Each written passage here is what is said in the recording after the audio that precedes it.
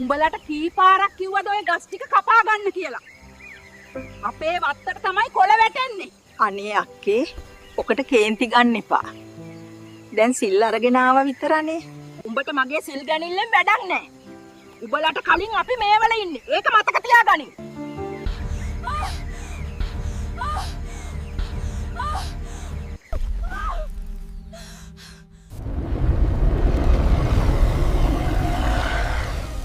වටපිට බලන්න නුඹ දැන් ඉන්නේ කොහෙද කියලා. මේ තියෙන්නේ නුඹේ තණ්හාව, වෛරය, නුඹට උරුම කරපු තැන. අනේ දෙයියනේ මම මැරුණද? එතකොට මගේ මහන්සියෙන් හම්බ කරපු දේවල් ටික නුඹලා වගේ අය සසර පුරා මේ දුක් විඳින්නේ ඔය තණ්හාව නිසාමයි.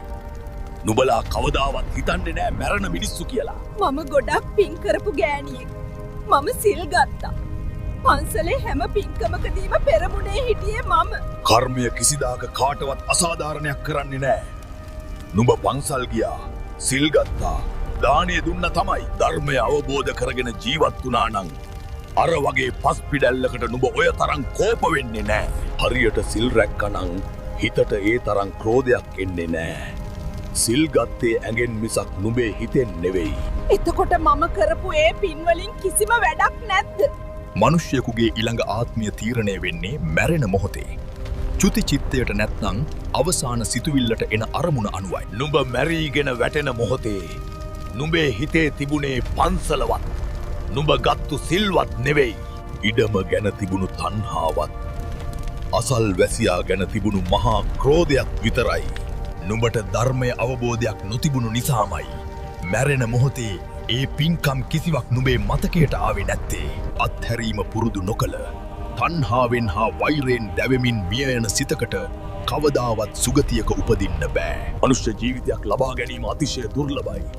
ඒ තරම් වටිනා මනුෂ්‍ය ජීවිතයක් ලැබිලත් නුඹලා ඒක නිකරුණේ විනාශ කරගන්නවා. අවුරුදු 70ක් 80ක් වගේ ඊටාම කෙටි කාලයක් විතරයි නුඹලා මනුස්ස ලෝකයේ ජීවත් වෙන්නේ. කවදාවත් නොමැරෙනවා වගේ මේ පස් ගොඩවල් වලටයි, ගඩොල් ගොඩවල් වලටයි තණ්හා කරනවා. ඉපදෙනකොට අරන් ආපු ඉඩමකුත් නෑ. මැරෙනකොට අරන් යන ඉඩමකුත් නෑ. මැරෙනකොට අරන් යන්න පුළුවන් එකම දේ තමන් කරපු කුසල් සහ අකුසල් විතරයි. මට තේරෙනවා මගේ වැරැද්ද.